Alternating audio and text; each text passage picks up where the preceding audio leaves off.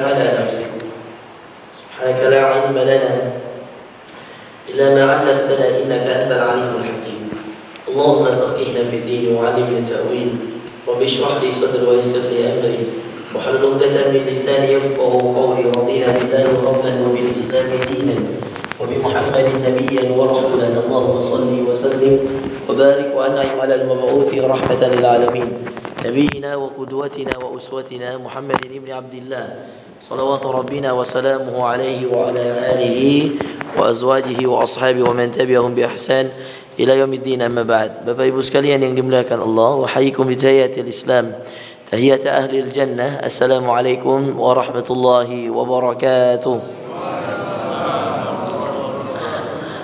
Kita bersyukur kepada Allah Subhanahu wa taala. Allah kumpulkan kita dalam keimanan dan dalam ketaatan di jalannya. Dan semoga Allah Subhanahu wa taala sebagaimana mengumpulkan kita dalam majlis ilmu ini, dan ini adalah bagian dari keimanan dan ketaatan Bapak Ibu sekalian.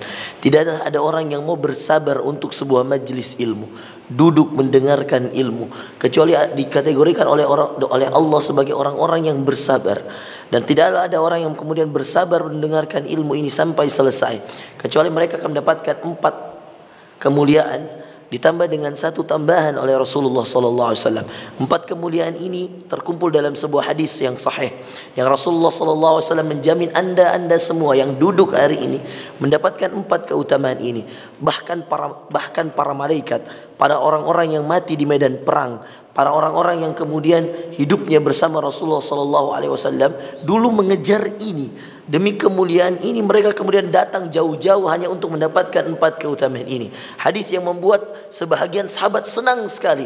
Hadis yang membuat sebahagian sahabat begitu tidak mau menjauh dari Rasulullah sallallahu alaihi wasallam. Di mana beliau ada, di situ mereka mendekat. Di mana beliau kemudian, di mana Rasulullah SAW menyandarkan dirinya, lalu kemudian membuka majelisnya, di situ mereka datang dari jauh. Bahkan ketika kemudian mereka sedang berdagang di pasar, lalu mendengarkan Rasulullah bermajlis, dia tutup tokonya. Bahkan di saat-saat pedagang lagi, pembeli lagi banyak-banyaknya, dia tutup tokonya, lalu kemudian dia datang untuk mendengarkan majelis Rasulullah sallallahu alaihi wasallam. Itulah kenapa Rasulullah mengatakan majtama'a qaumun fi baitin min buyutillah. Tidak berkumpul satu kaum di rumah di antara rumah-rumah Allah. Dan rumah Allah itu masjidnya. Ini dijelaskan dalam hadis yang lain. Kata Rasulullah sallallahu alaihi wasallam, ahabbul makan ila Allahi masajiduha wa abghadul makan ila Allah aswaquha. Tempat yang paling dicintai Allah di muka bumi ini masjid-masjidnya, dan tempat yang paling dibenci Allah di muka bumi ini pasar-pasarnya. Itulah kenapa Bapak Ibu sekalian, kalau anda banyak masuk masjid, anda akan mendapatkan banyak ketenangan. Tetapi kalau anda banyak masuk pasar, dan pasar modern hari ini mall, itu juga termasuk pasar. Kalau anda banyak masuk pasar, banyak-banyaklah berdoa pada Allah. Baca Pak cari di internet Bapak Ibu sekalian. Kalau anda tidak mau doanya agak panjang, itu buka di sana doa masuk pasar. Bagaimana Rasulullah SAW berdoa masuk pasar. Tulis doa Rasulullah ketika masuk pasar.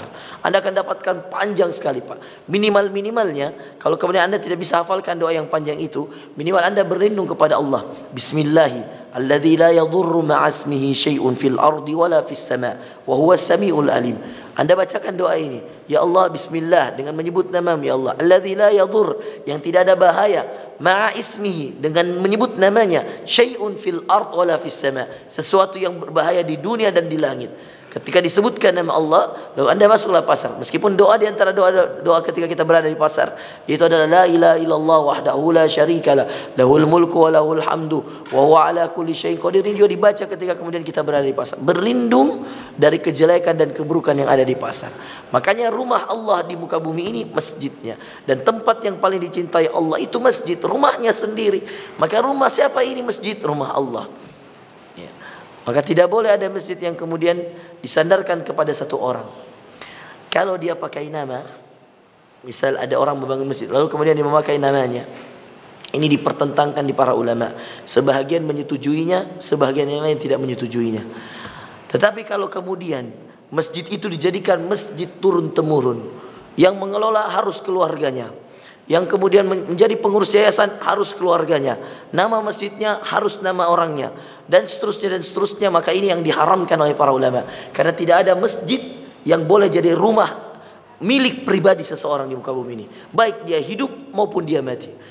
Maka ketika masjid itu sudah di masjid Bapak Ibu sekalian, tidak ada lagi peraturan yang kemudian harus mengatur bahwa semua yang berkaitan dengan masjid ini harus diurus oleh keluarganya, dipimpin oleh keluarganya, kemudian dikelola oleh keluarganya. Ini tidak boleh Bapak Ibu sekalian. Ini jelas haramnya.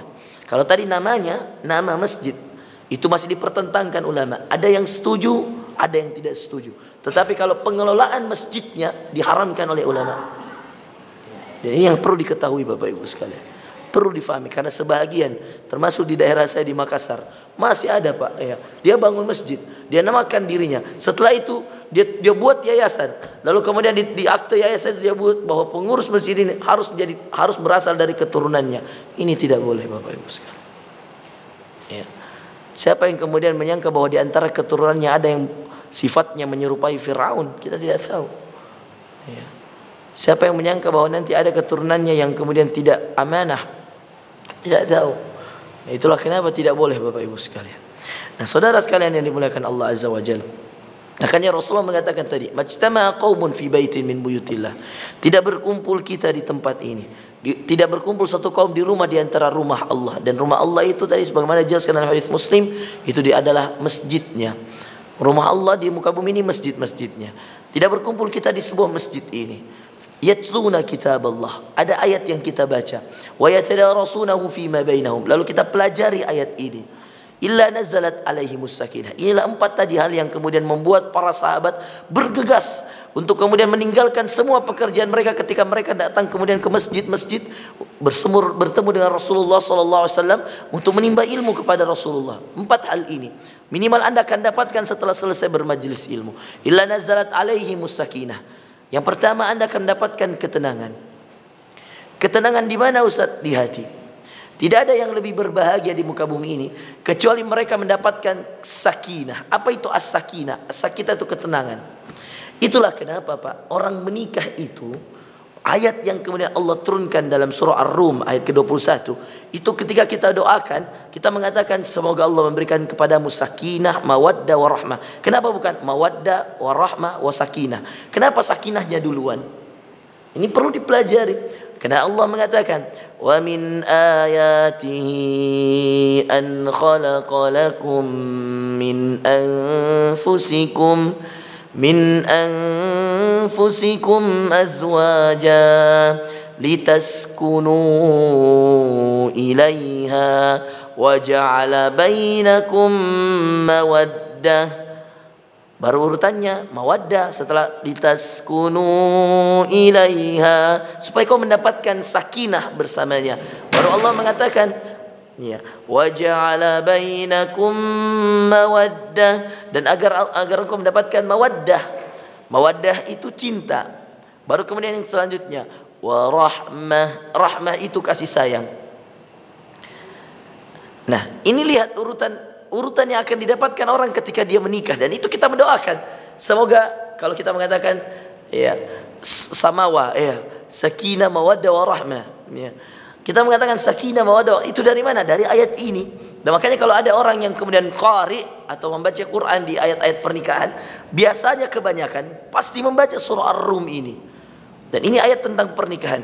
Wa min ayatihi, di antara tanda-tanda kebesaran Allah, an khalaqalakum, Allah menciptakan bagi kalian min anfusikum azwaja, dari jenis kalian, pasangan kalian. Dari jenis kalian yang dimaksud pasangan kalian adalah ketika Adam diciptakannya Hawa dari tulang rusuknya Pak. Itu dari jenis kalian. Dan dalam tafsiran yang lain dari jenis kalian, manusia seperti kalian. Maka tidak boleh menikahi hewan, tidak boleh menikahi jin, tidak boleh menikahi pohon, tidak boleh menikahi yang lain-lain. Harus manusia seperti kalian. Min anfusikum azwaja, tafsiran yang ketiga adalah pasangan kalian. Pasangan kalian itu ya laki-laki harus menikahnya dengan perempuan. Tidak boleh menyalahi fitrah. Ini tafsiran yang lain.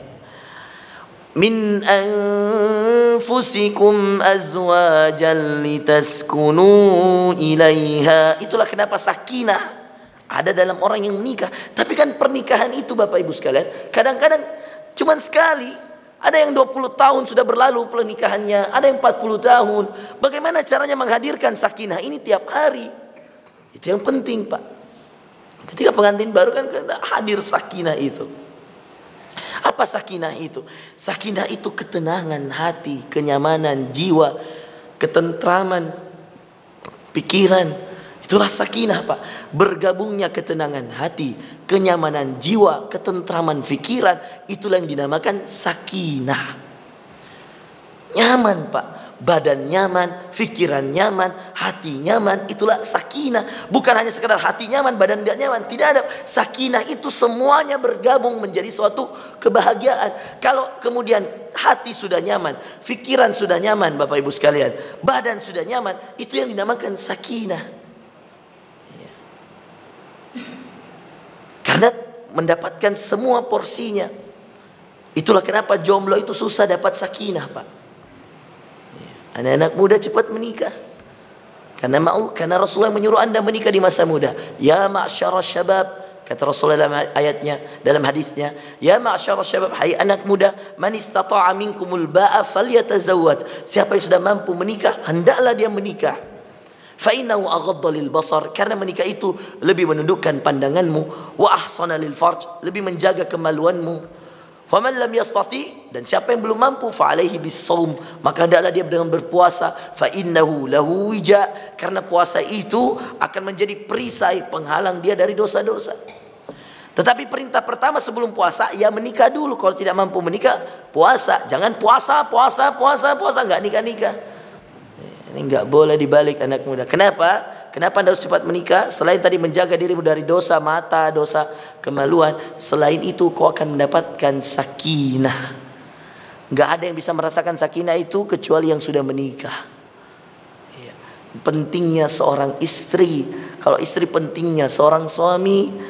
Dan mohon maaf Bapak Ibu sekalian, akramakumullah, semoga Allah memuliakan kalian dengan mendengarkan ini. Tapi saya harus menyampaikan ini karena tidak boleh ada kemaluan yang kemudian disampaikan, yang tidak disampaikan hanya gara-gara agama. Agama ini la haya fid din, tidak ada malu untuk menyampaikan sesuatu dalam agama. Mohon maaf saya harus menyampaikan ini. Percuma hati kita tenang kalau kemudian kebutuhan biologis kita tidak tenang, tidak tercukupi. Apalagi di masa-masa muda. Maka sakinah itu Bapak Ibu sekalian, mohon maaf, sakinah itu masuk semuanya di dalam satu paket dalam pernikahan. Tapi Allah mau pernikahanmu, kebutuhan biologismu diberikan, disalurkan pada jalan yang halal. Yang semakin kamu beribadah dengan kebutuhan biologis itu, semakin besar pahalamu di sisi Allah. Jangankan berhubungan biologis dengan suami atau dengan istri, Bapak Ibu sekalian, bercandanya pasangan suami istri pahala, kata Rasulullah. Bercandanya, Pak, pahala. Apalagi mohon maaf membuat keturunan, itu pahala, Pak. Yakini ini ada hadisnya. Coba, maka sakinah, muncullah sakinah itu, ketenangan yang tadi saya katakan, ketenangan hati, kenyamanan pikiran, ketentraman badan, itu namanya sakinah. Tetapi saudara sekalian, mohon maaf, sakinah ini tidak bisa kemudian 24 jam kita sama pasangan kita terus, tidak bisa. Kita bekerja, kita kemudian cari rezeki, kita cari nafkah, istri kita jaga anak, atau mungkin sebagian istri kita ada yang bekerja juga. Dan itu tidak bisa kemudian kita bersamanya 24 jam. Maka dibutuhkan sakinah. Dan apa yang memberikan salah satu sumber yang lain datangnya sakinah selain adanya istri atau adanya suami, sumber yang lain ilmu. Majlis seperti ini, Pak, yang membuat orang itu dapat sakinah pulang majlis. Nah, ketika dia dapat sakinah, dia ketemu pasangannya, istrinya, atau dia ketemu suaminya di rumah, dia tebarkan sakinah itu. Ketemu anaknya, dia tebarkan sakinah itu. Ini yang mahal dalam agama kita. Itulah kenapa kebahagiaan itu bukan pada mewahnya rumahmu, besarnya rumahmu, banyaknya kendaraanmu, atau kemudian banyaknya anakmu, banyaknya, bukan kebahagiaan itu. Bukan kebahagiaan itu ketika kau mendapatkan sakinah selama kau hidup dan kau mati dalam keadaan husnul khatimah. Itulah kebahagiaan. Nah, makanya sakinah itu didahulukan. Ketenangan hidup, kenyamanan fikiran, ya, ketentraman jasad atau ketentraman badan, itu semua dalam sakinah. Dan tahukah Anda manfaat pertama mengikuti majlis ilmu seperti ini? Yang paling pertama Anda dapatkan sakinah. Sebagaimana ketika Allah menyebutkan dalam ayat pernikahan, yang paling pertama didapatkan oleh orang yang menikah, sakinah, ketenangan hidup. Makanya ayatnya lihat, Dan Allah yang mengurutkan ini. Apa yang didapatkan oleh orang menikah? Satu, wa an khalaqalakum min anfusikum azwajan litaskunu ilaiha, agar kalian mendapatkan ketenangan bersamanya. Sakinah, litaskunu sakinah. Lalu kemudian Allah mengatakan, apa yang Anda dapatkan yang kedua? Wa ja'ala bainakum mawaddatan wa rahmah. Mawaddah, cinta. Setelah sakinah, ketenangan hati, muncul cinta. Itulah kenapa Bapak Ibu sekalian, sunnah menikah itu tidak pacaran sebelumnya. Karena cinta itu akan terbangun dengan sendirinya. Ya, maka ini kalau para jomblo mengatakan, saya belum kenal Ustaz, biarkan saya pacaran dulu, saling mengenal 6 bulan. Salah Pak. Ya. Yang paling benar, yang paling betul sunnah kalau mau menikah itu, Anda tidak mengenalnya, dia tidak mengenal Anda. Kalau Anda tidak mengenal, maka kemudian Anda ta'aruf sekali kemudian dipertemukan, kemudian ada komunikasi singkat, lalu kemudian ada nazar, laki melihat wajah perempuan, perempuan melihat wajah laki-laki, lalu kemudian selesai. Setelah itu masing-masing istikharah, musyawarah, istikharah kepada Allah, musyawarah dengan orang tua dan dengan keluarganya. Setelah itu putuskan mau atau tidak. Yang memutuskan laki-laki dan pihak perempuannya. Kalau datang lagi berarti kemudian disetujui oleh laki-laki. Kalau diterima disetujui oleh perempuan. Barulah terjadi pernikahan. Ini sunnah. Ini kisahnya nyata Bapak Ibu sekalian. Di Makassar ada orang yang kemudian pacarannya 6 tahun Pak. Usia pernikahannya 6 bulan. Kenapa? Karena dia mendahului sunnah pernikahan dengan sesuatu yang diharamkan. Akhirnya ketika setelah menikah, sudah. Usianya sebentar. Kenapa? Karena begitu. Nah Bapak Ibu sekalian yang dimuliakan Allah, bayangkan dalam ayat pernikahan, ketika Allah menyusun 3 hal yang akan didapatkan. Sakinah, ketenangan hati. Mawaddah, cinta. Nanti akan tumbuh cinta dengan sendirinya. Baru kemudian rahmah. Rahmah itu kasih sayang Allah. Rezeki, bisa berupa rezeki. Anak itu rahmah. Ya, keturunan yang soleh dan soleha itu rahmah. Ya, harta yang berkah. Jadi ada orang menikah, sebelum menikah dia miskin. Setelah menikah Allah berikan rezekinya. Itu ada Bapak Ibu sekalian. Rahmah. Wa ja'ala bainakum mawaddatan wa rahmah. Nah, Bapak Ibu sekalian ini dimuliakan Allah Azza wa Jalla. Inilah yang kemudian menjadi hal pertama yang akan didapatkan orang yang bersabar seperti Bapak, hadir seperti Ibu di tempat ini untuk mendapatkan sakinah. Kita katanya mau dapat ilmu aja Ustaz. Iya, Anda mau dapat ilmu, betul. Ilmu itu sudah kewajiban yang Anda pasti akan dapatkan insyaallah dalam majelis ilmu. Cuman Anda perlu tahu bahwa kadang-kadang kita perlu mengejar majelis ilmu dengan manfaat 4 ini. Apa yang pertama didapat? Sakinah. Kalau tadi dalam ayat pernikahan sakinah dulu, ketenangan hati dulu, baru cinta, baru kemudian rahmat. Kalau masalah majelis ilmu seperti ini, Rasulullah mengurutkannya 4. Illa nazalat alaihimus sakinah. Kecuali Allah akan turunkan kepada mereka yang hadir dari majelis ilmu ketenangan hati. Wa ghasyiyatuhumur rahmah. Coba lihat. Wa haffathumul malaika. Lalu mereka dikelilingi oleh malaikat-malaikat Allah. Hari ini Anda sadar atau tidak? Malam ini Anda percaya atau tidak? Ketika kita bermajlis begini, ada malaikat-malaikat di sekeliling kita Bapak Ibu sekalian. Ini janji Rasulullah. Tidak ada majlis ilmu kecuali pasti ada malaikat di atas mereka yang kemudian menjaga mereka. Nah, ini percaya aja Pak. Kalau kita seandainya saya pulang ke hotel, Bapak pulang ke rumah, saya ngaji sekarang, Bapak ngaji sekarang, betul kita akan mendapatkan pahala. Tapi belum tentu kita dikelilingi malaikat-malaikat Allah. Tapi ini Bapak Ibu sekalian, sudah menjadi kewajiban. Setiap orang yang datang majelis ilmu, di majelis ilmu manapun, asalkan syaratnya terpenuhi. Apa syaratnya? 1, majelis itu membahas ilmu agama Allah. Ada ayat Allah yang dibaca, ada hadis Rasulullah SAW yang dibaca dan dijelaskan. Selama itu tujuannya, selama membahas keutamaan Allah, selama mengajak manusia semakin dekat kepada Allah dan kepada sunnah Rasulullah SAW, maka itu akan terpenuhi. Apa? Akan dikelilingi oleh malaikat-malaikat Allah. Nah, Bapak Ibu sekalian yang dimuliakan Allah Azza wa Jalla, ini yang kemudian kita dapatkan dalam majlis ilmu. Nazalat alaihimus sakinah wa haffathumul malaika, dikelilingi oleh malaikat. Wa ghasyiyatuhumur rahmah. Yang ketiga sama nih, rahmah dan rahmah. Pernikahan rahmah juga. Yang pertama dan ketiganya sama. Ilmu yang pertamanya sakinah, yang ketiganya rahmah. Rahmah itu tadi saya katakan, semua kebaikan yang Anda inginkan dan Allah penuhi kebaikan itu. Tadinya Anda tidak punya, jadi Anda punya. Ya. Tadinya belum punya jodoh, ikut kajian, pulang kajian, ya, sendalnya tertukar. Ya. Tertukar dengan calon mertua. Kita nggak tahu, Pak. Ya.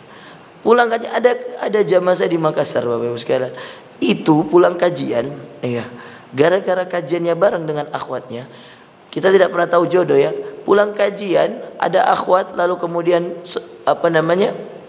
terlambat pulang, lalu kemudian ikhwan ini punya mobil, lalu kemudian ikhwannya nganter saya, ikhwan ini nganter saya, lalu kemudian akhwatnya dinaikkan ke atas mobil. Setelah dinaikkan ke atas mobil, diantar pulang. Ternyata dia tidak pernah tahu ketika dia berniat untuk menolong akhwat itu, yang sudah larut malam baru pulang, diantar sampai ke rumahnya, dia tidak pernah tahu setelah 3 bulan itu istrinya.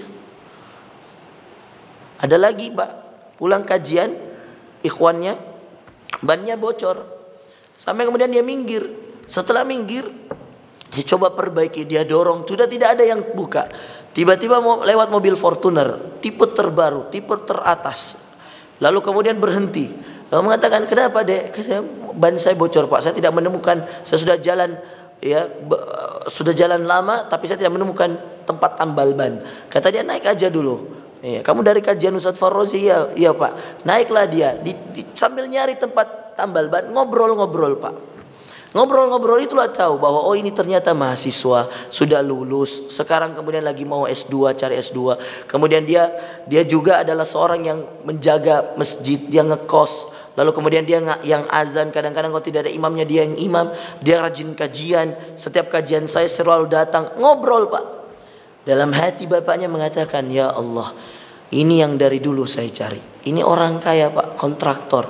Dalam hati dia mengatakan, anak perempuan saya satu sudah dokter, dia sudah banyak yang mau melamar, tapi belum ada yang pas karena anaknya cuma satu, Pak. Pengennya dikasih yang betul-betul amanah, baik agamanya, dekat dengan Allah. Dia tidak sadar juga bahwa bapaknya ini kajian juga ke saya. Jadi yang satu kajian ke saya, yang anak mudanya kajian ke saya, tapi tidak saling mengenal, Pak, tidak saling tahu. Bapak ini punya hajat, anak muda ini punya hajat. Hajatnya bapak ini mau anaknya ini dapat anak yang istri, dapat suami yang saleh. Anaknya cuma satu, sudah selesai ke dokternya. Dokter, Pak, sudah dokter, bukan lagi masih sarjana, ini sudah dokter. Tinggal mau ngambil spesialisnya. Lalu kemudian dia mencarikan ikhwan untuk kemudian dinikahkan dengan anak perempuannya. Dan yang sama, anak sudah lulus, sekarang lagi mau S2, butuh istri, Pak. Dia ngekos, ya, tidak punya uang, mau nikah nggak punya uang. Anda tahu sendiri orang Bugis Makassar itu mahal-mahal uang panainya, Pak. Ya. Berat. Sama-sama gara-gara majlis ilmu Allah berikan rahmat.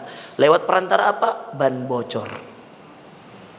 Ya, tapi jangan habis ini antum sengaja bocorin ban antum, terus nungguin mobil Fortuner lewat. Ya, ini kisah nyata orang, ya. Dan biarlah kisah nyatamu Allah yang bentuk, nggak usah disengaja. Ya, nanti ada sendiri jalannya, ada jalan masa-masa macam-macam kisah, dan inilah dinamakan rahmat. Percaya tidak Bapak Ibu sekalian? Ada orang terlilit utang di bank gara-gara majelis ilmu. Di majelis saya bahas riba. Saya bahas riba panjang lebar. Saya bilang hati-hati dengan kredit, hati-hati dengan bank konvensional. Bunga itu riba. Saya ceritakan panjang.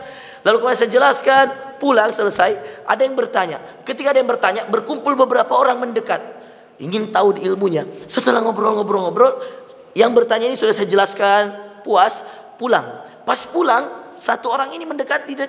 Kenapa, Pak? Bapak punya utang? Iya, Pak, saya ini nyicil rumah. Belum selesai cicilan saya, sudah datang tagihan yang baru. 10 tahun gaji saya hanya untuk tutupin pokoknya saja, belum bunganya. Macam-macam ngobrol-ngobrol. Saudaranya ini ini orang kaya raya. Dia katakan, berapa yang Anda butuhkan? Sekian. Kemudian ditanya, lumayan, Pak, 560 juta kira-kira. Dicatat. Kemudian besok dilunasi oleh orang ini. Lalu dia katakan, besok Anda kerja sama saya. Diajaklah bermitra, dimodalilah usahanya. Akhirnya berwirausaha jual beli motor dan mobil bekas, Pak, tanpa kredit, tanpa riba. Ya. Diberikan usaha oleh kontraktor properti syariah, properti rumah syariah. Dia punya banyak lahan, banyak perumahan yang sistemnya syariah. No riba, no cicil, no bank, no yang lain-lain sebagainya. Dia pastikan, dan dia saling tolong. Gara-gara berkah apa? Majlis ilmu. Menikah lewat majlis ilmu. Itu yang dinamakan rahmat Allah. Ya, bonus tambahan. Rahmat Allah selalu banyak. Niatmu saja lurus untuk menuntut ilmu, datang kau akan dapatkan 4 ini. Ketenangan hati, dikelilingi malaikat. Yang ketiga dapat rahmat Allah. Baru yang keempat, ini yang paling dahsyat. Ketika Rasulullah mengatakan wa dzakarahumullahu fima indah, dan Allah menyebutkan nama yang hadir dari ujung ke ujung semuanya. Saya saja nggak tahu nama bapak-bapak semua, nama ibu yang di belakang. Tapi Allah Maha mengetahui nama kita, Pak. Mengapa kemudian kita selalu harus bermajlis ilmu? Saya S1, S2, S3 Pak di Sudan, di kampus internasional. Muqarrar saya, buku-buku saya untuk satu pelajaran itu tebal-tebalnya segini Pak. Iya. Kalau kita mau cari referensi-referensi tafsir, hadis dan seterusnya, itu bacanya buku-buku tebal Pak. Kemudian kadang-kadang ada dosen yang membuat modul untuk kemudian mempermudah mahasiswanya belajar, dibuatlah yang tipis-tipis untuk mempermudah. Tapi referensi utamanya buku-buku tafsir. Ibnu Katsir saja 3 jilid, At-Tabari berapa jilid. Kemudian kalau kita belajar tentang ilmu hadis, ya Imam Al-Bukhari, Sunat Sahih Al-Bukharinya berapa jilid, Sahih Muslim berapa jilid, belum dengan syarah-syarahnya, Fathul Bari penjelasan tentang Sahih Bukhari karya Imam Ibnu Hajar Al-Asqalani berapa jilid. Itu banyak, tebal-tebal Pak. Ya. Kalau saya hanya ingin mengejar ijazah, maka saya cukup dengan pelajar saja, nilai bagus, selesai Pak. Tapi tidak Pak, saya cari ilmu Pak, dan ilmu itu dicari lewat keberkahan majlis. Maka saya kuliah dari jam 8 pagi sampai jam 2 siang paling lama. Itu kemudian setelah kuliah saya mandi Pak, pulang ke kamar istirahat sebentar. Asar itu saya mulai kajian. Saya datang ke masjid, dari masjid ke masjid. Di Indonesia enak Bapak Ibu sekalian, ada motor, ada mobil. Di sana kadang-kadang kemudian saya naik angkot sampai 3 kali Pak. Perjalanan panjang. Ya mungkin Sidoarjo sampai Malang mungkin 2 jam kadang-kadang. Dan kadang-kadang cuma maghrib isya untuk mendengarkan majelis ilmu Pak. Itu kadang-kadang uang hasil jualan tas, asal. Saya kadang-kadang kalau pulang liburan saya bawa, beli tas Eiger, beli tas apa, beli flash disk di Indonesia, beli peci, beli apa. Saya jual di sana dengan teman-teman Afrika. Di sana ada 72 negara Pak di kampus saya. Nama kampusnya International University of Africa. Jami'ah Ifriqiyah Al-Alamiyah, kampus Universitas Internasional Islam Afrika di sana. Itu 72 negara, semua fakultas ada, kedokteran, apa semua, tapi berbalut Islam. Dokter wajib hafal Quran, minimal 5 juz. Di sana seperti itu Bapak Ibu sekalian. Semuanya harus Quran. Teknokrat harus hafal Quran. Pakar kimia harus hafal Quran. Saya di jurusan ilmu hadisnya. Ketika kemudian kita belajar, bayangkan, muqarrar itu modul-modul kampus itu sudah tebal-tebal Pak. Tapi kita tidak cukupkan. Kenapa? Karena kita tahu manfaat dari majelis ilmu. Saya pernah satu ketika Pak, itu naik bus sudah lama, siap-siapnya dari sebelum asar Pak, sampai maghrib ya, di tempat kajian sama Syekh Umar ketika itu. Naik bis ini sama teman-teman orang Ghana, orang Kamerun, orang Somalia, ya, orang Chad, Mozambik, itu orang-orang Afrika banyak di situ. Orang Cina juga ada, kemudian orang Eropa, Uzbekistan, Turkmenistan, itu banyak Pak kawan-kawan saya dari Eropa juga. Ada bahkan dari Amerika belajar bahasa Arab di Sudan. Sampai kemudian pulang kita satu bis. Pas datang ke tempat itu, ketemu Syekh Umar. Setelah penjelasan Syekh Umar, kita pulang. Saya ingat sekali nama kitabnya, Kitabur Risalah karya Imam Syafi'i. Ini kitab tentang Ar-Risalah, ini berkaitan tentang usul fiqh. Pulang marah kawan saya Pak. Ya, ada kawan saya dari, kalau saya tidak salah dia dari Mozambik atau dari Kamerun, antara dua itu. Dia marah Pak. Dia mengatakan, ini apa ini Syekh? Ya, tidak menghargai kita. Dia curhat ini di mobil Pak, di bis pas perjalanan pulang. Dia katakan ini Syekh tidak menghargai kita. Jauh-jauh kita datang, perjalanan panjang. Masa yang dibahas hanya tentang amma ba'du.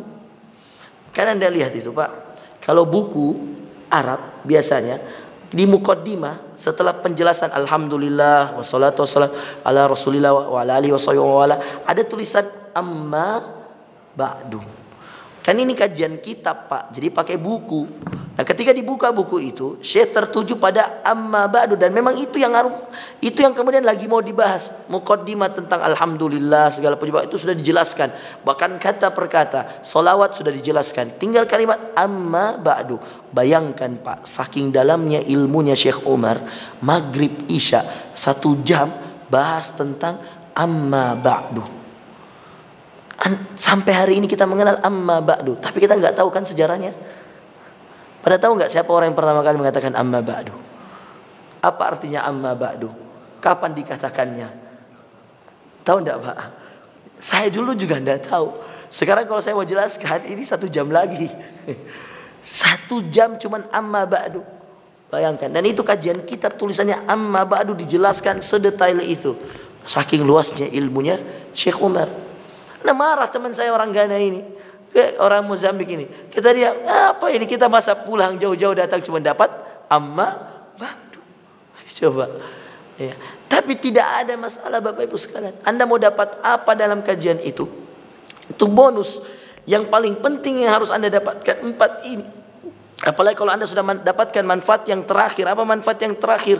Dzakarahumullah fi man indah. Allah sebutkan nama satu persatu, mulai dari bapak yang baju putih, bapak yang baju di ujung ini, di belakang, di mana Anda majelis, Anda disebutkan nama Anda oleh Allah di hadapan penduduk langit. Kalau kita sholat belum tentu kita khusyuk. Kalau kita ini, apalagi kalau kita sendiri mengaji, kadang-kadang kita putus dengan baca WhatsApp dan seterusnya, belum tentu kemudian kita mendapatkan disebutkan nama kita di hadapan penduduk langit oleh Allah. Belum tentu Pak, susah ini. Tapi kalau Anda datang majlis, itu sudah kelaziman Anda ikut dalam 4 hal ini. Disebut namamu di hadapan penduduk langit. Bahwa hambaku namanya fulan sedang bermajlis ilmu di masjid apa namanya ini? Muhajirin Manyar. Ini Manyar ya Pak? Masjid Muhajirin Manyar, disebutkan namanya, dia datang majlis. Iya. Kemarin Bapak dari Al-Falah kemarin tuh? Iya, datang di Al-Falah. Nanya jadwal saya, Ustadz, apalagi saat besok malam di sini. Mau datang lagi Bapak. Ketahui aja Pak, Anda datang ke sini itu mendapatkan 4 hal ini. Dapat ketenangan hati, dikelilingi oleh malaikat. Setelah dikelilingi oleh malaikat, lalu kemudian dicurahkan rahmat. Setelah dicurahkan rahmat, disebutkan nama kita di hadapan penduduk langit. Amalan apa Pak yang bisa mengumpulkan 4 kebaikan ini? Coba. Belum tentu, kita ngaji belum tentu terkumpul 4 ini. Kelilingi malaikat, dicurahkan rahmat, dapat ketenangan hati. Ya. Paling tidak dapat 1, 2 atau 3-nya. Tapi mengumpulkan 4 ini sulit Pak. Untuk satu amal. Anda berpuasa belum tentu dapat 4 ini. Anda sedekah belum tentu dapat 4 ini. Tapi Anda majelis ilmu, ini janji Rasulullah. Majtama'a qaumun, tidak akan berkumpul satu kaum di rumah di antara rumah Allah, mereka mempelajari ayat-ayat Allah, mempelajari sunnah-sunnah Rasulullah, kecuali akan mendapatkan 4 hal. Sakinah, wa hafathumul malaika, diturunkan sakinah, illa nazalat alaihimus sakinah, dan dikelilingi oleh para malaikat, wa ghasyatumur rahmah, dicurahkan rahmat Allah, dan wa dzakarahumullahu fi ma indah, dan disebutkan nama mereka satu persatu di hadapan penduduk langit. Coba bayangkan.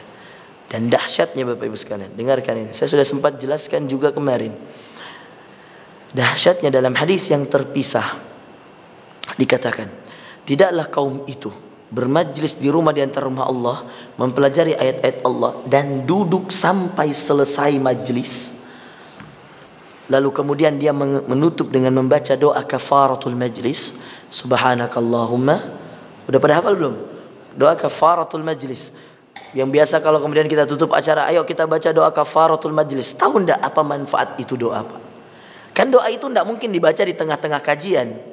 Tidak mungkin dibaca di awal kajian. Pasti dibacanya kalau kajian sudah selesai. Makanya namanya doa kafar. Tahu nggak Anda? Kalau Anda baca doa ini, Anda ikut majelis sampai selesai, dan Anda baca doa ini, tahu nggak Anda bahwa apa manfaatnya? Kata Rasulullah dalam hadis riwayat Imam Ahmad, illa, kecuali mereka akan mendapatkan apa? Qila lahum, dikatakan kepada mereka, qumu maghfuran lakum, Berdirilah. Ketika anda sudah berdiri, sudah baca doa itu, kita bermajlis sudah selesai, kita sudah baca doa kafaratul majlis, kita berdiri. Kata Rasulullah, dikatakan kepada mereka, didoakan oleh para malaikat, berdirilah dan dosa-dosamu maghfuran lakum, telah diampuni oleh Allah. Dahsyat. Berdirilah dan dosa-dosamu sudah diampuni Allah. Itulah kenapa saya pun sudah belajar di kampus, Pak. Saya dulu dari Jawa Timur, mondok di pesantren Gontor, Pak, 6 tahun. Saya mat SD, saya dari Makassar berangkat. Saya ngajar 2 tahun di Magelang, pondok cabangnya Gontor 6. Saya ditugaskan di sana ngajar. Saya sudah berdakwah. Dari SMP saya sudah ceramah, Pak, ceramah Ramadan. SMA saya khutbah Id. Sudah lama kita belajar, Pak. Kalau kita mau mengatakan, aduh capek belajar, capek, Pak. Tapi kalau tahu manfaat ini, siapa yang tidak mau kejar, Pak? Setiap kali punya dosa, mungkin kita tidak tahu ada dosa atau tidak. Kita majelis ilmu, berdiri, habis lagi dosa-dosa kita. Diampuni lagi kesalahan kita. Disebutkan nama kita di hadapan penduduk langit. Ini keutamaan, Pak. Itulah kenapa kami waktu S1, S2, S3 menyibukkan diri dengan majelis ilmu, Pak. Bahkan kalau liburan, kerja saya kalau liburan dulu, cari di mana majelis-majelis, jam sekian sampai jam sekian saya di syekh ini tafsir, jam sekian sampai jam sekian saya di syekh ini ilmu hadis, jam sekian sampai jam sekian saya di syekh ini fikih, jam sekian sampai jam sekian hafalan Quran, jam sekian sampai tahsin qiraah. Begitu, Pak. Saking kita maunya itu dapatkan 5 manfaat ini. Dan itulah pentingnya mendapatkan ini. Dan kalau anda, dengarkan Bapak Ibu sekalian, kalau anda kemudian menjadi orang yang menyibukkan diri dengan ilmu Allah, maka anda adalah orang yang paling berhak untuk mendapatkan syafaat Rasulullah Sallallahu Alaihi Wasallam. Kenapa Bapak Ibu sekalian? Mengapa orang yang menyibukkan diri dengan ilmu akan mudah mendapatkan syafaat baginda Rasulullah SAW dan mendapatkan syafaat dari Allah? Syafaat itu pertolongan. Dia disayang Allah dan disenangi oleh Rasulullah, disayang oleh Allah dan Rasulnya. Ayat dalam ayat kursi, kata Allah, man dzalladzi yashfa'u 'indahu illa bi'idznih. Siapa yang kemudian bisa memberikan syafaat kecuali atas izinnya? Izin siapa? Izin Allah. Siapa yang bisa memberikan syafaat kecuali atas izin Allah? Bayangkan. Dalam ayat yang lain, Allah Subhanahu wa taala menjelaskan bahwa Allah punya orang-orang di muka bumi ini yang dikatakan dengan ulama. Dalam surah Fatir, Allah mengatakan, innama yakhshallaha min ibadihil ulama. Kata Allah, sungguh yang takut kepada Allah itu digolongkan sebagai ulama. Dan orang-orang yang paling takut kepada Allah, paling bertakwa pada Allah, itu ulama. Ulama itu orang yang berilmu. Maka kalau anda mau dekat dengan Allah, dijadikan orang yang takut kepada Allah, yang paling bertakwa kepada Allah, maka berilmulah. Itulah kenapa Rasulullah SAW mengatakan, Bapak Ibu sekalian, man salaka tariqan yaltamisu fihi ilman sahhalallahu lahu tariqan ilal jannah. Siapa yang keluar dari rumahnya untuk menempuh satu jalan, di mana jalan yang dia tempuh untuk menuntut ilmu Allah, yaltamisu fihi ilman sahhalallahu lahu tariqan ilal jannah, Allah akan mudahkan jalannya menuju surga. Menuju apa? Surga. Dalam hadis Tirmizi katakan, man kharaja fi talabil ilm kana fi sabilillah hatta yarja. Siapa yang keluar untuk menuntut ilmu dari rumahnya, maka dia dicatatkan sebagai orang yang keluar di medan perang sampai dia kembali ke rumahnya. Kalau dia mati, Pak, dia meninggal, maka dia dicatatkan sebagai orang yang mati syahid. Coba bayangkan. Itu ilmu, Pak. Dalam hadis yang lain, Bapak Ibu sekalian, Rasulullah SAW mengatakan, al-ulama warathatul anbiya. Innal ulama lam yurithu dinaran wa lam yurithu dirhaman walakin warathul ilm. Kata Rasulullah SAW, al-ulama, para ulama, para orang berilmu itu, warathatul anbiya, mereka penerus, pewaris para nabi. Innal anbiya, karena ketahuilah para nabi itu, lam yurith dinaran, tidak pernah mewariskan dinar. Dinar itu emas. Wala dirhaman, dan tidak mewariskan perak. Walakin warathul ilm, karena para nabi itu mewariskan ilmu. Maka tugas para nabi menyebarkan ilmu. Maka siapa yang kemudian mau mendatangi majelis ilmu, diberikan 5 manfaat tadi yang kami sebutkan.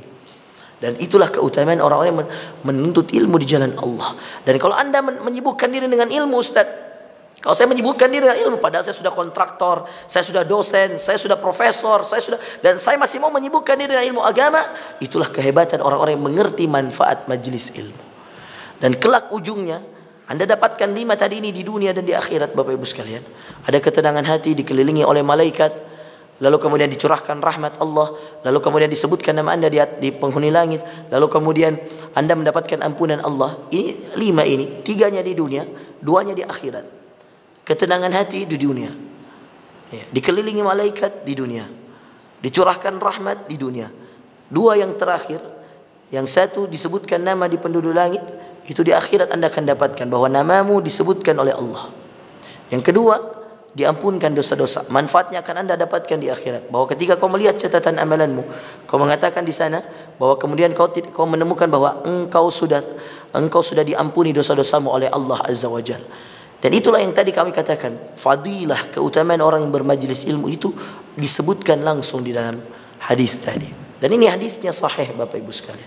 Anda kau dapatkan di dunia, ada yang di akhirat. Tapi ketahuilah inti dari semuanya, engkau akan mendapatkan syafaat di akhirat kalau kau sibukkan dirimu dengan ilmu. Dan nanti akan terasa, Pak, ketika ada orang sudah rajin kajian dan orang yang belum kajian, itu beda sikapnya, beda akhlaknya, beda perangainya, beda perilakunya. Orang yang sudah kajian dengan yang malas kajian, itu beda, Bapak Ibu sekalian. Satu bersikap landasan ilmu, satu bersikap landasan nafsu. Apa yang membedakan manusia dengan hewan? Satu dengan ilmu, satu dengan nafsu. Itu yang membedakan, memuliakan manusia dari hewan. Itu Bapak Ibu sekalian. Dan yang membedakan orang baik dan orang buruk itu juga itu. Satu ilmunya, satu nafsunya. Dan Anda kan tidak bisa pernah menolak bahwa Anda semua dan kita semua punya nafsu. Saya pun, Bapak pun, semua kita punya kecenderungan hati. Apa yang bisa membatasi kecenderungan hati itu? Ilmu. Yang membuat Bapak bangun subuh, padahal nafsu ketika subuh itu enaknya tidur, Pak. Hujan-hujan kayak gini lagi. Ya. Itu paling nyaman tidur, Bapak Ibu sekalian. Tapi apa yang membuat Bapak bangun? Karena Anda punya ilmu. Apalagi kalau Anda tahu ilmu tentang tahajud, manfaat tahajud apa. Lalu kemudian Anda paksa bangun jam 2. Anda paksa bangun jam 2:30. Semua Anda tahajud. Ya. Kenapa? Anda punya ilmunya. Mengantuk. Siapa yang tidak ngantuk, Pak? Ya, semua orang kalau malam ngantuk. Dan itu sunnatullah. Kata Allah dalam surah An-Naba, "Waja'alna al-laila libasa." Kami jadikan malam itu untuk tidur, berpakaian. Kami jadikan malam itu pakaian. "Waja'alna an-nahara ma'asha." Kami jadikan siang kehidupan, tempat mencari penghasilan. Yang memang bekerja itu siang. Itu sunnahnya, fitrahnya. Siapa yang tidak ngantuk? Tapi nafsu kita bisa ditahan dengan ilmu kita. Kita bangun, oh ya Allah, saya belum tahajud. Saya tahu di waktu tahajud ini waktu di mana Allah akan mengangkat orang semulia-mulianya, maqaman mahmuda wa minal laili, pada waktu malam. Fatahajjad bihi, bangunlah bertahajud, nafilatan lak, tambahan untukmu. Asa yab'atsaka rabbuka maqaman mahmuda. Semoga Allah Tuhanmu mengangkatmu pada derajat yang tertinggi. Bayangkan, tahajud. Ya. Dan derajat yang tertinggi itu disitulah Rasulullah, di surga. Jadi orang yang rajin tahajud dikumpulkan bersama Rasulullah. Pertanyaannya, gampang gak tahajud? Berat, Pak. Kecuali orang yang punya ilmunya. Yang mau bangun tahajud tahu ilmunya. Kalau mau dikumpulkan sama Rasulullah, dia harus banyak bangun tahajud. Karena Rasulullah jarang meninggalkan tahajud witirnya. Aisyah mengatakan setiap malamnya saya menyaksikan Rasulullah SAW sholat 11 rakaat. 8 rakaatnya tahajud, 3 rakaatnya witir. Ini kata Aisyah. Tapi apakah gampang? Kemudian ketika kita dengar gampang. Tapi dilakukan berat. Nafsu terus melawan kita, Bapak Ibu sekalian. Dan itulah kenapa ilmu itu penting. Maka Bapak Ibu sekalian, selain mendapatkan 5 manfaatnya, yang saya sudah dikasih kertas ini, tulisannya 5 menit Ustaz. Setelah itu sesi tanya jawab, 2 pertanyaan, setelah itu selesai. Ya. Ini juga nafsu, Pak. Ya. Ustaz masih mau ceramah, dilarang nih ya. Iya, saya ngerti. Ya. Padahal Ustaz jauh-jauh datang loh. Habis ini besok ke Malang, Pak ya. Enggak tiap hari kok di Surabaya dikasih kertas. Mestinya Ustaz nambah dong ini. Ustaz 5 menit lagi selesai. Ya Allah, ini nafsu ini. Canda, Pak ya. Bapak Ibu sekalian belakang Allah, saya ingin menutup dengan mengatakan, Bapak Ibu, usia kita terbatas, singkat. Agama ini amal, Pak. Dan sumber amalan diterima itu ilmu. Makanya Imam Bukhari sampai membuat satu bab dalam bukunya, Al-ilmu qoblal qawli wal amal. Berilmulah sebelum berkata dan berbuat. Kita ini Pak, Masya Allah, diantara kita sekolah sampai S3. Ada yang kemudian rumahnya dulu tahun 80-an kecil, tahun 90-an dibangun 2 tingkat, tahun 2000-an dibangun 4 tingkat, diperluas. Untuk urusan dunia kita nggak mau begitu-begitu aja, rumah nggak mau gitu-gitu aja. Dulu mobil kita yang tahun 80-an, bapak-bapak, tahun 90-an mungkin udah pada dijual, Pak. Udah nggak dipakai lagi, diganti dengan yang terbaru, keluar model baru, ganti lagi. Karena kenapa? Kita mau update. Kita mau ngangkat, kita mau kemudian mengikuti zaman. Mobil zaman dulu, motor zaman dulu udah nggak bisa dipakai, Ustadz, gini-gini. Itu selalu kita mau baru. Rumah mau diperbarui, motor mau diperbarui, keadaan hidup mau diperbarui. Betul.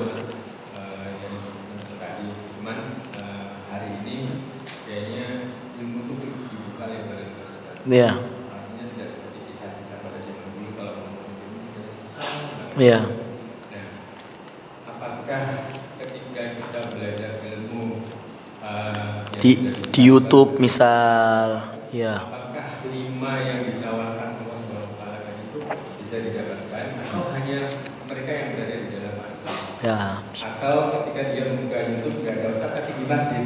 Ya. Waalaikumsalam warahmatullahi wabarakatuh. Bapak kemarin kayaknya hadir di Al-Falah juga ya? Enggak? Ada. Oh, di sini baru pertama hadir ya. Bapak Ibu sekalian belakang Allah, alhamdulillah wassalatu wassalamu Rasulullah. Bagus sekali pertanyaannya.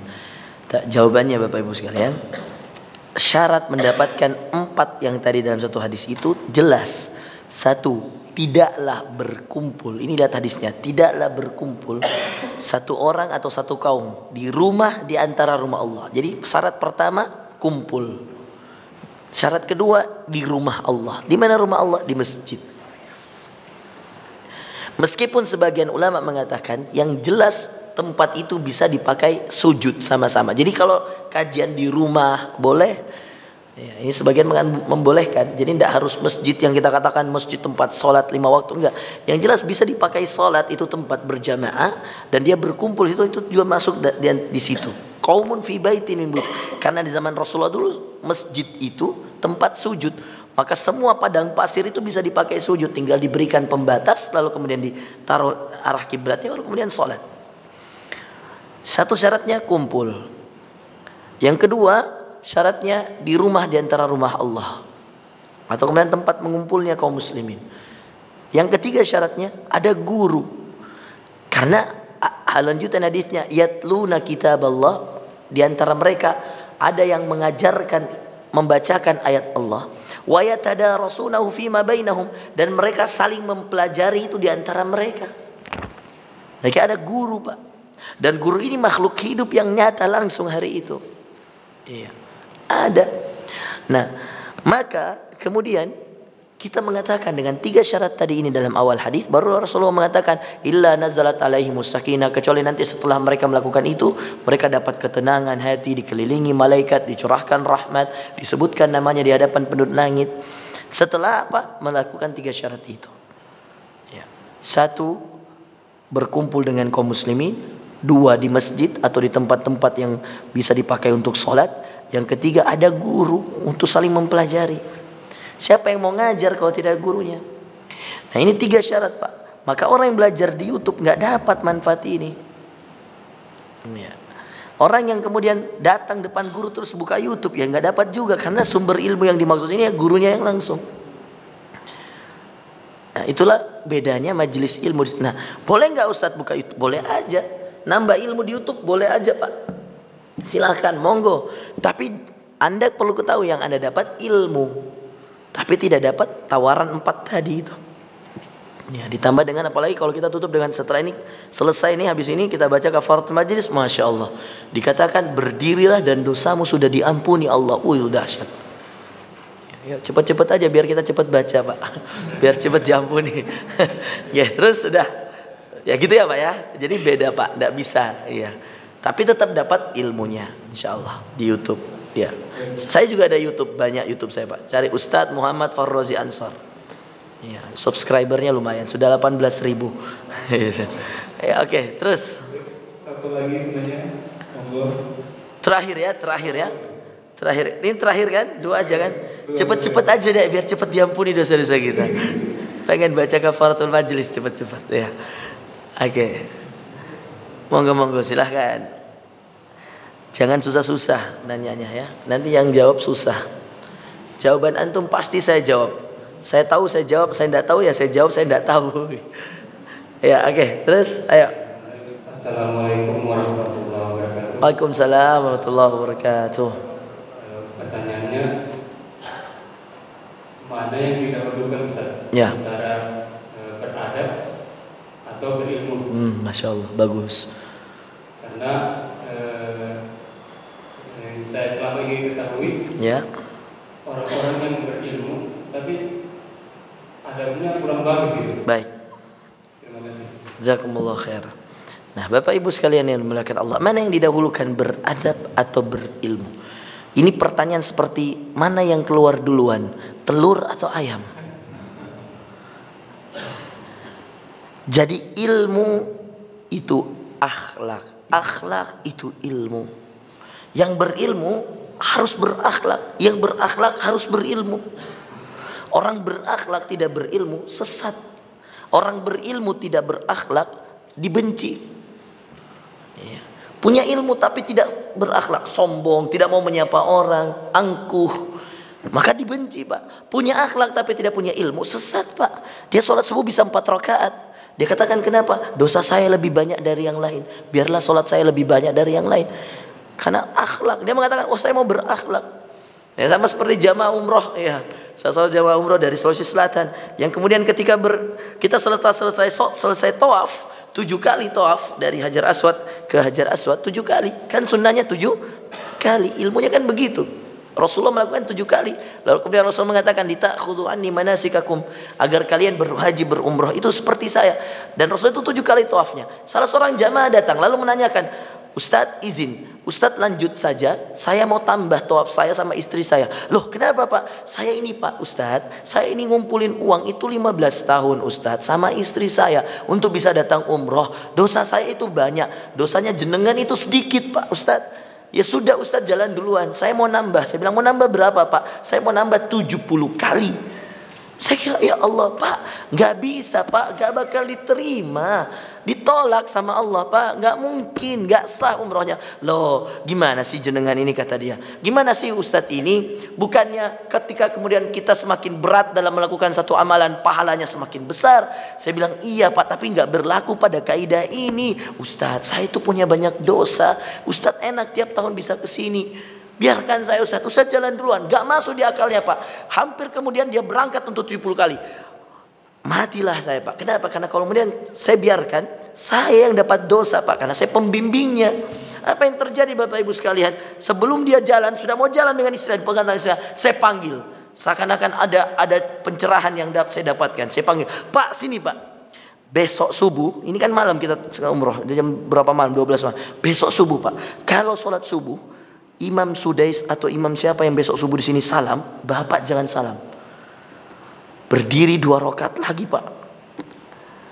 Jadi tambah 2 rakaat. Karena kan Bapak bilang tadi, Bapak jauh-jauh datang mau ibadah. Ya. Nah, dosa Bapak banyak. Kalau begitu gini aja Pak. Besok sholat subuh imam salam, Bapak tambah 2 rakaat. Loh kenapa Ustadz? Loh ini tawaf Bapak tambah 70. Dari 7 jadi 70. Loh gak sah loh Ustadz. Gak sah. Subuh kok 4 rakaat, gak sah Ustadz, gak sah." Wah, saya bilang masuk ini ya. Nih ya, masuk Pak Eko ya. Ini masuk ini Pak.